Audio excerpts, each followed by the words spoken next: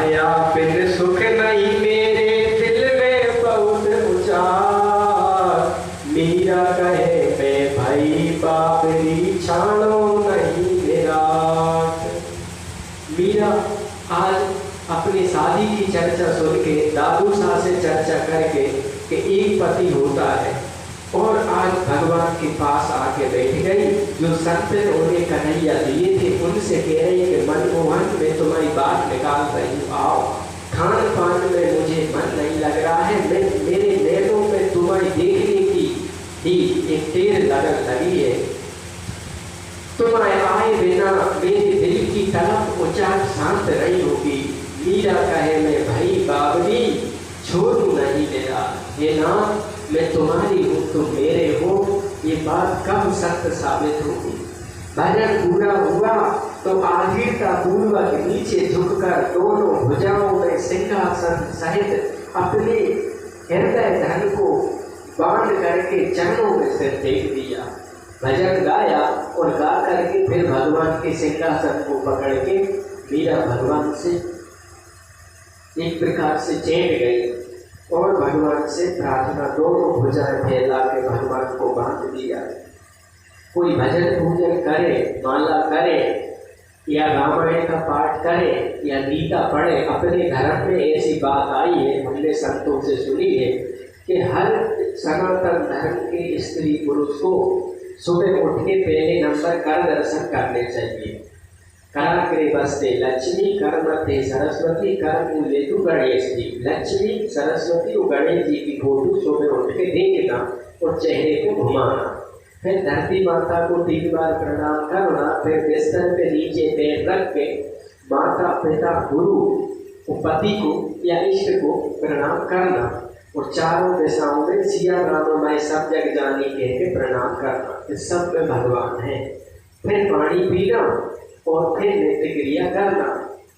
भजन करने के में सूर्य को जल चढ़ाना, पीपल या तुलसी को जल चढ़ाना, ये प्रकृति का टैक्स भर रहे हैं अपन, क्योंकि सूर्य की लाखों करोड़ों बाढ़ की बल्ब, लाखों करोड़ों बाढ़ जितना प्रकाश सूर्य देव दे रहे, तो अपना कर्तव्य उन्हें जल चढ़ाना चाहिए।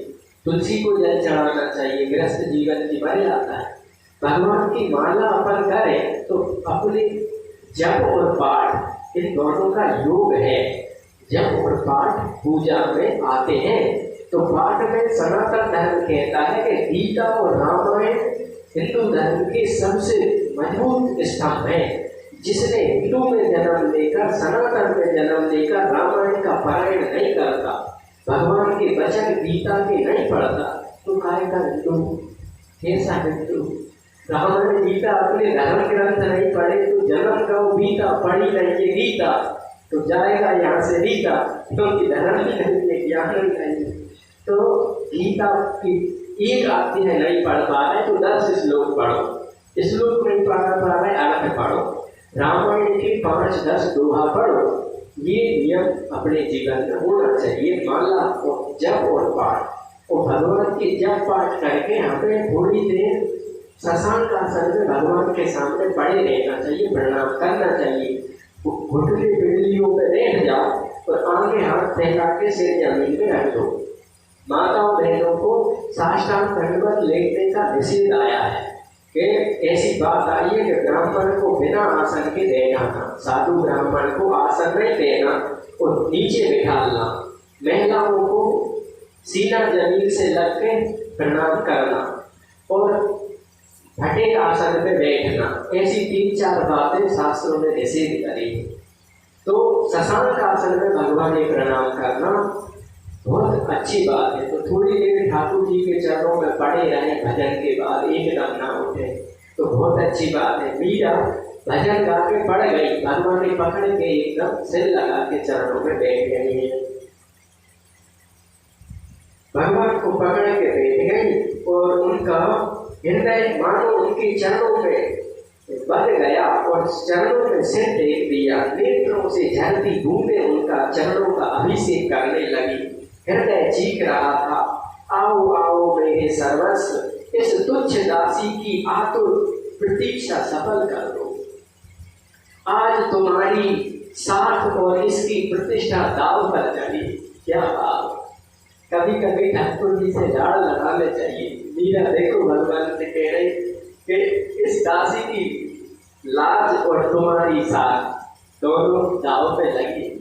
कभी कभी ठाकुर जी से बातें भी करने चाहिए। केवल भगवान सबर आए, चंदन लगाओ, फूल चढ़ाए और अपनों ड्यूटी पूरी हो गई। जाती अपेक्षा कभी ठाकुर जी से बात करो। तुम मेरे हो, तुम प्यारे हो, तुम कहाँ हो, तुम कैसे हो, हम तुम्हें जानना चाहते हैं, तुम्हें पाना चाहते हैं, तुम कब मिलोगे, कैसे मिलोगे। ये सफेद बारान लगेगा तब दया कर दो।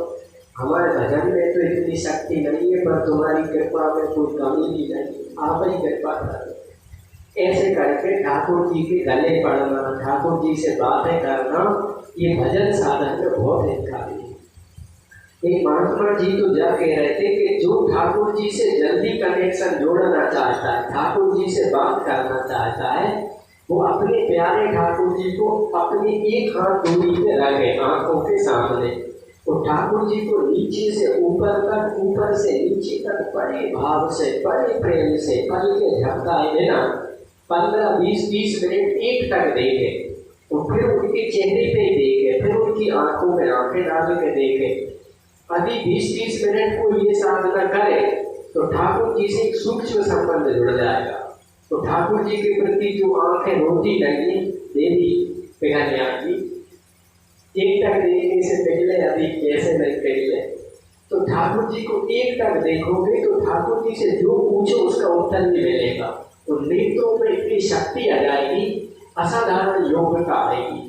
और जैसे अपन आंखें बंद करके लेट जाए तो नींद आना पक्की है, वैसे आंखें खोल के बड़े भाव से, बड़े प्रेम से पल के झपकाए बिना एक हाथ दूरी पे अपने इष्ट की सुंदर मनोहर श्री विग्रह को रख के कोई देखे तो उसके अंदर जो परिवर्तन आता है, उसकी जो लिप्त जुड़ती है, उसकी जो भक्ति बढ़ती है, अद्भुत लाभ है, अद्वितीय लाभ है। ऐसा होता है एक संत राधा बाबा जो हनुमान प्रसाद कोडार जी के साथ आए, एक टक देखते थे और एक टक देखते देखते वे ठाकुर जी में समा जाते थे और ठाकुर जी के लोक में जो लीला चल रही थी, गुप्त लीला, उनमें चले जाते थे। और उनमें जाके फिर उन्हें शरीर का होश ही नहीं रहता था, कमल क्या लीला करे। भक्त लोग देखते थे दूर से कि ये किस लोक में अब ठाकुर जी किस लीला में जा रहे हैं। भक्त मार्ग में चरित्र पड़ा तो गुरु जी और चेला जी, राधा जी का कोई हो गया कोई आभूषण, तो गुरु चेला ढूंढने लगे ध्यान में। ठाकुर जी एक तक देखते देखते जब ठाकुर जी में समा जाते, गजब का लाभ, गजब की साधना, गजब का प्रेम, गजब का आनंद होता है। मीरा आंसू बहा रही है, वो कह रही है नाथ आपकी प्रतिष्ठा दाव पे लगी है, बचा लो, इसे बचा लो, मुझे बचाओ, मैं क्या करूं, क्या करूं, तुम मुझे इतने अच्छे लगते हो, क्या क्यों लगते हो, क्यों तुमने मुझे अन्य लोगों जैसा क्यों नहीं बनाया। क्या बात है जाके तेरे और कोई ऐसा नहीं हो, वो है बोलते। तो ठाकुर जी से प्रेम जब जोर पकड़ता है ना तो अंगड़ियों का रूप ले लेता है। आज मीरा तेरा क्यों बनाया मुझे ऐसा, क्यों क्यों तुमने मुझे अन्य लोगों जैसा नहीं बनाया, क्यों तुम मुझे अच्छे लगते हो, क्यों अच्छे लगते हो, क्यों अच्छे लगते हो। मेरा भगवान से दे रही वह फूट फूट करके रो पड़ी। मिथिला ने समीप आकर धीरे से पुकारा, बाईसा हुकुम, बाईसा हुकुम, थोड़ा धीरज कीजिए। सभी सहेली आ गई। मैं ना चीज आपको क्या समझाऊं, दासी कह रही है मिथिला, दिन सदा एक से नहीं रहते, ये अंतर्यामी है, आपकी व्यथा इनसे छिपी नहीं है, मुंह खोलकर इनसे कहिए तो। मीरा ने सिर उठाकर मिथिला की ओर देखा, हृदय को वेद देने वाली वह आंसू भरी दृष्टि मिथिला भीतर से हिल गई। जब मीरा ने बाहर से सिर उठा के यहाँ देखा तो कब गई उनकी सखी सेविका मिथिला। उसने एक हाथ से मुंह पोंछने के लिए वस्त्र और दूसरे हाथ से तानसुरा उठाकर स्वामिनी की ओर बढ़ाया। उसकी अपनी आंखें छल छला आई तो नेत्र नीचे कर लिए। प्रेम का बड़ा करंट होता है, प्रेम में बड़ी शक्ति होती है, भक्ति में बड़ी एनर्जी होती है। जो सत्पुरुष होते हैं उनके पास जाने से उनकी जो मंत्र की जो वो आभा ओरा है, वो आभा ओरा में जब कोई साधारण व्यक्ति जाता है तो उसकी बोली बड़ी व्यवहार बदल जाता है, भाव में आ जाता है, प्रेम में आ जाता है। क्यों? जैसे जनरेटर चलता है तो विद्युत बनाता है, ऐसे जो जप और पाठ करते हैं, सद विचार करते हैं, उनकी आभा एनर्जी 4-5-3 फीट तक दूर तक फैली रहती है। उसमें कोई साधारण गृहस्थ स्त्री पुरुष आते हैं तो उन्हें आते से ही परिवर्तन महसूस होने लगता है। क्यों? जीव की जो रगड़ भगवान नाम पूजा पाठ में चल रही, उससे भी एक विद्युत बन रही। जैसे जनरेटर करेंट बना रहा हो, वैसे ही मंत्र और पाठ से करेंट बनता है। इसलिए संतों के चरण छुए जाते हैं, बड़े के, ज्येष्ठों के, ब्राह्मणों के चरण छुए जाते हैं। क्यों?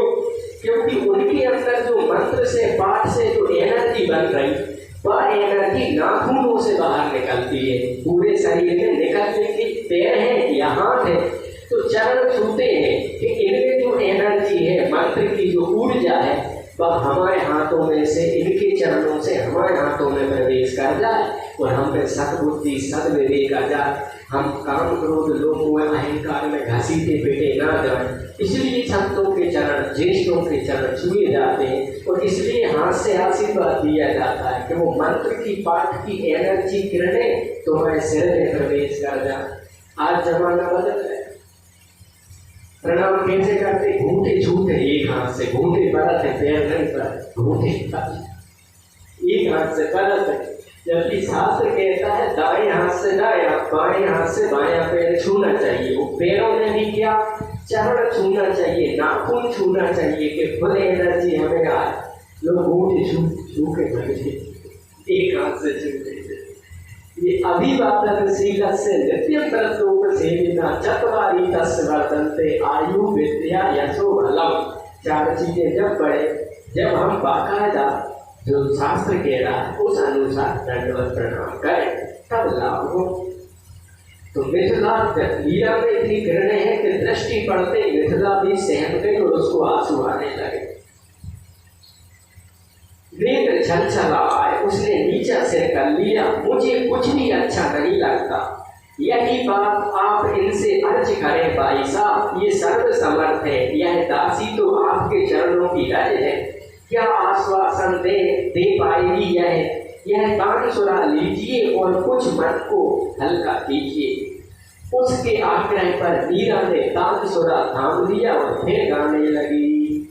सखी मारो कानून लाज लाई कोवे, सखी मारो कानून काल जारी कोर।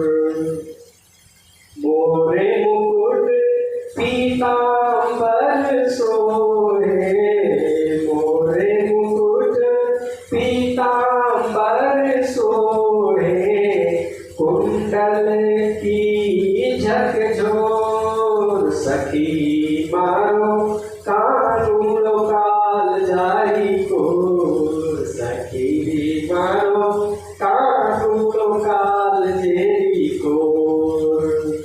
वृंदावन की कुंज गलिन में, वृंदावन की कुंज गलिन में, नाचत नंद किशोर। सखी मारो कानून काले जाती कोर। मीरा के प्रभु गिरधर नागर, मीरा के हरि गिरधर नागर, चरण कमल चित चोर। सखी मारो कानून करने जेरी कोर। मीरा कह रहे कि हे सखी, ये कानूना कन्हैया गिरधर मेरे कलेजे की कोर है और मोर मुकुट पीतांबर सोए। कैसे भाव है?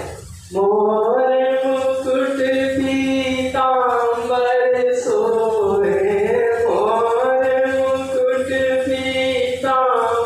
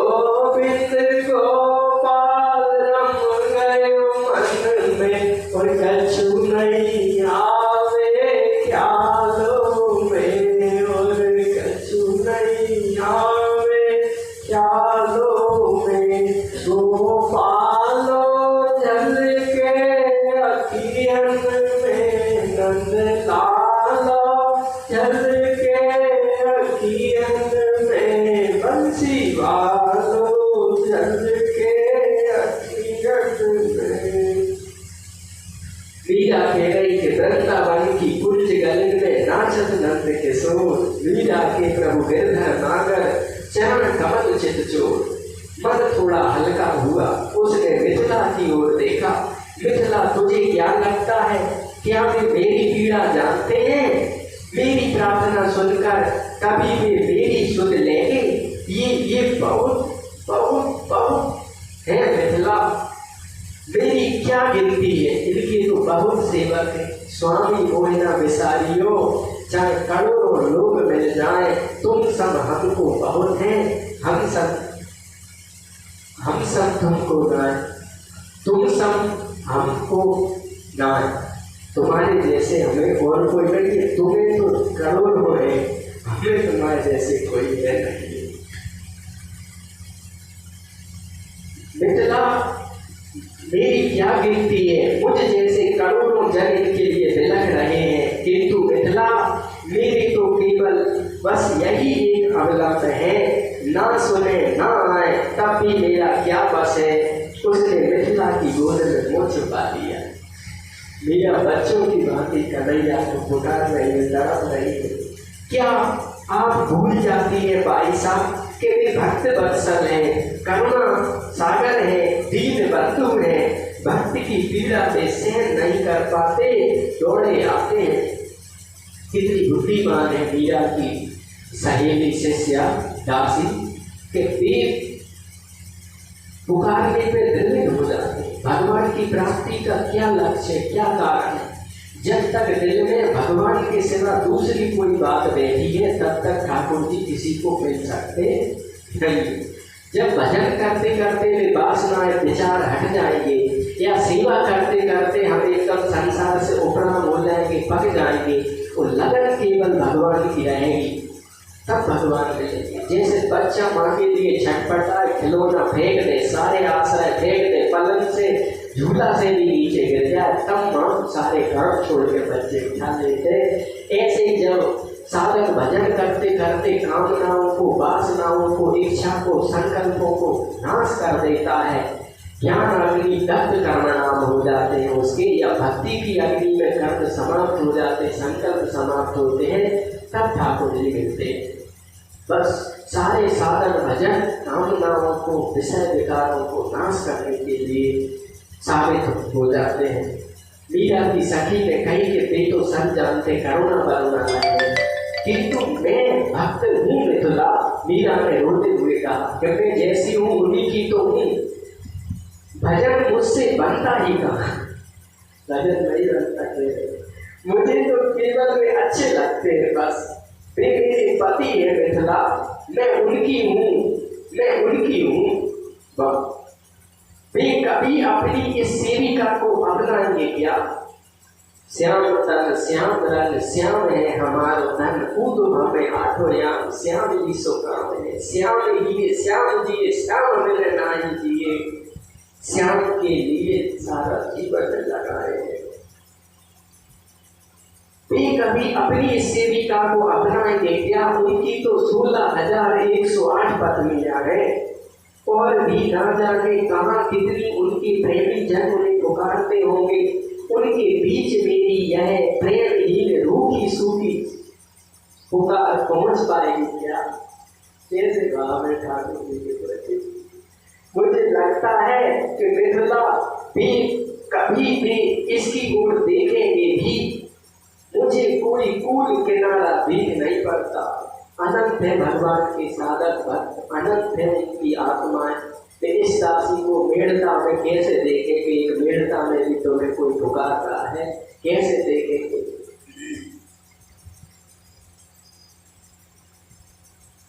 मुझे किनारा दिखता नहीं। वह अचेत होकर मिथिला की गोद में झुलक गई। मीरा भगवान की याद में फिर मिथिला की गोद में, सखी सहेली की गोद में झुलक गए। शाम ढलती है तो पक्षी घोंसलों की ओर चल देते हैं। सूर्य ढलता है, मजदूर और सारे पशु पक्षी अपने घर की ओर चलते हैं। पर हमारा बुढ़ापा आ रहा है, हमारा आयु बहुत क्षीण हो चुका है। हमें ठाकुर जी की याद कब आएगी? हमें ठाकुर जी अच्छे कब लगेंगे? शक्ति संतर के प्रति मोह शारीरिक संबंधों के प्रति, रिश्तेदारों के प्रति तो मोह है, पर प्रभु के प्रति मोह कब बढ़ेगा, प्रभु के प्रति प्रेम कब बढ़ेगा।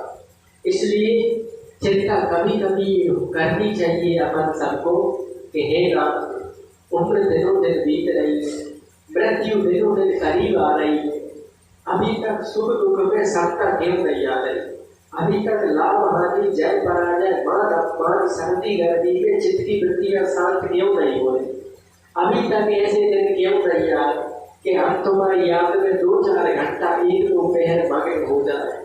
हे नाथ, ये पापी हृदय नहीं पिघलता, हम तुम्हें कैसे जाए। हे प्रभु, हम तुम्हें कैसे मनाए। हे ठाकुर जी, हम तुम्हें कैसे पाए। तुम कब हो, कैसे हो, कब मिलोगे नाथ, हम तो तुमसे नहीं मिल सकते, पर तुम्हें क्या हम अनभिज्ञ हैं। हे नाथ, हमें अपनी भक्ति अपनी साधना पर भरोसा नहीं है, तुम्हें हम पे दया कर दो। हम तुम्हें नहीं पा सकते, तुम तो हमें पा सकते हो। हे नाथ, हे ईश्वर, हे मेरे नाथ, हे मेरे प्रभु, कब सुनोगे पुकार, कब दोगे खबर। हे दिया के गिरधर, हे सबरी के राम, हे तुकाराम जी के विठ्ठल, हे रामदेव जी के विठ्ठल। हे ईश्वर, तुम कहाँ हो, कैसे हो, दया करो, कृपा करो। ऐसी कभी कभी करुण पुकार, ऐसी कभी कभी चिंता भगवान को आकर्षित करती है और दिल को भाव भक्ति को खूब बढ़ाती है। हम सब लोग भी भगवान में मीरा की भांति लगे, ऐसी हमें मीरा जी के चरित्र से शिक्षा लेनी चाहिए। मीरा के गिरधर गोपाल की, भक्तमती मीरा बाई की, सच्चिदानंद भगवान की, सियावर रामचंद्र की, बोल बोल बंसी वाले की। किसी को कोई बात समझ में ना आई हो या कोई त्रुटि हुई हो तो